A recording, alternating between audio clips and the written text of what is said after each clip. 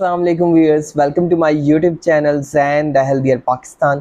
आज हम बात करेंगे न्यू बॉर्न बेबी बेसिक्स के हवाले से। सबसे पहले बच्चे की ड्रेसिंग है। बच्चे को जो है वो लूज़ कपड़े पहनाएं, खसूसन गर्मियों में जो है बच्चे को जो है वो लूज़ कपड़े पहनाएं। फिर उसके बाद अगर हम बात करते हैं सर्दियों की, तो सर्दियों में जो बच्चे के कपड़े हैं आप कोशिश करें कि तय ब तय जो है बच्चे को चढ़ा के रखें, या 1 से 2 जो है वो बच्चे को जो है वो क्लोथिंग करके रखें। फिर अगर हम बात करते हैं सेकंड पे, तो सेकंड पे है फीडिंग ब्रश।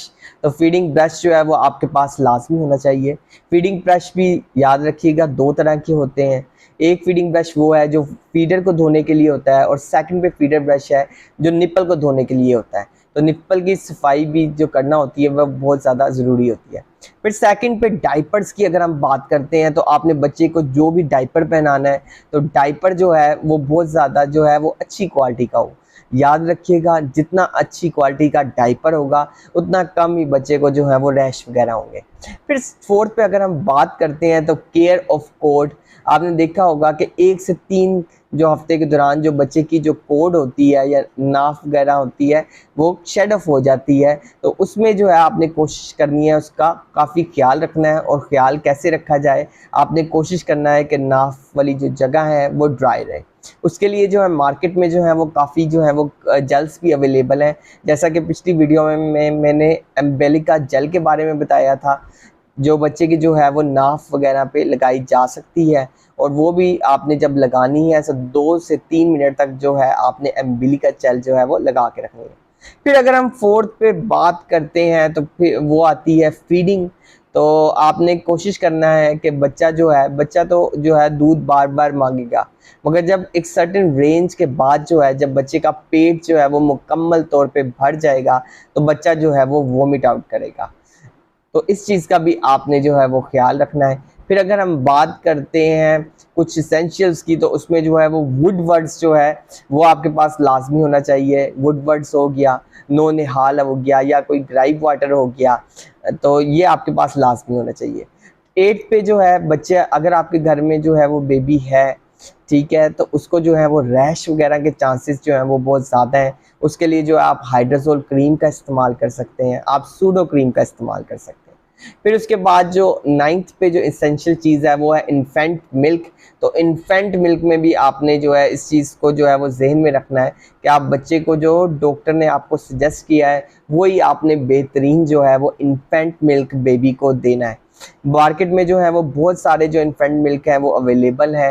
अगर हम बात करते हैं मार्केट में, तो BF1 जो है अवेलेबल है, BF2 अवेलेबल है। इसके अलावा काफ़ी जो है मेरी डिटेल में वीडियोस हैं इन्फेंट मिल्क के हवाले से, तो उसको भी आप लाजमी देखिएगा। फिर अगर हम बात करते हैं 10th पे, तो जो बेबी एसेंशियल्स की अगर बात करते हैं, तो उसमें बायो 21 जो है वो बहुत ज़्यादा बेहतरीन है। फिर 11th नंबर पे अगर हम बात करते हैं, तो उसमें जो है वो आपके पास जो है वो पैनाडोल ड्रॉप्स लाजमी होने चाहिए।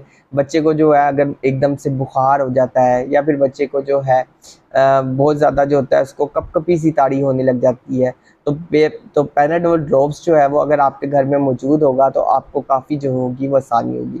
अगर 12 पे हम बात करते हैं, तो लाजमी जब भी आप बच्चे को कहीं लेके जाएं, तो आपने इस चीज़ का ध्यान रखना है कि आपके पास जो है वो बेबी चेंजिंग शीट लाजमी तौर पर जो है वो होनी चाहिए।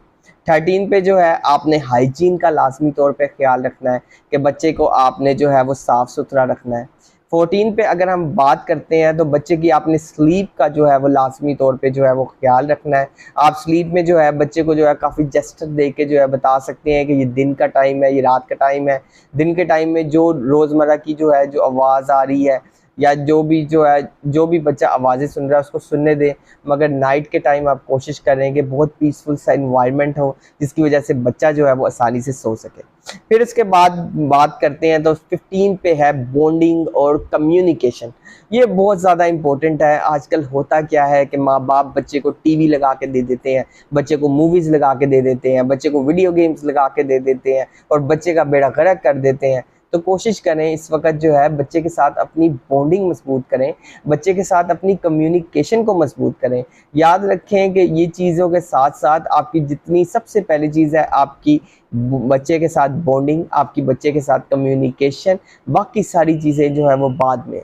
फिर 16 पे अगर हम बात करते हैं तो जैसे ही आपका बच्चा पैदा होता है तो आप जो है वो हीयरिंग टेस्ट करवा लें, आप वीएन टेस्ट करवा लें, आप थायराइड टेस्ट करवा लें, ताकि अगर कोई भी कॉम्प्लिकेशन है जो आने वाली पेचीदगी है उससे जो है वो बचा जा सके।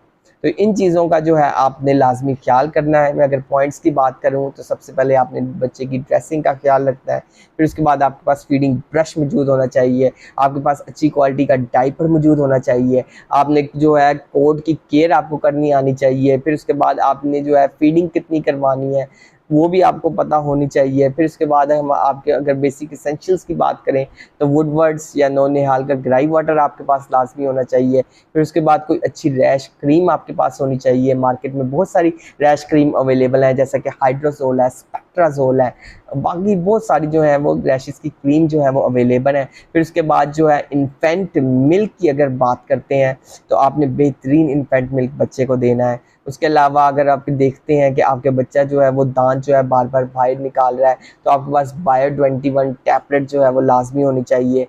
पैनाडोल ड्रॉप्स आपके पास होने चाहिए। इसके अलावा एक और चीज़ मैं ऐड करता जाऊँ, आपके पास जो है प्रोबायोटिक्स जो है वो एम्प्यूल, जैसे कि इंटेरोजर्मिना हो गया या ओस्फोर एम्प्यूल हो गया, ये आपके पास लाजमी तौर पे होने चाहिए।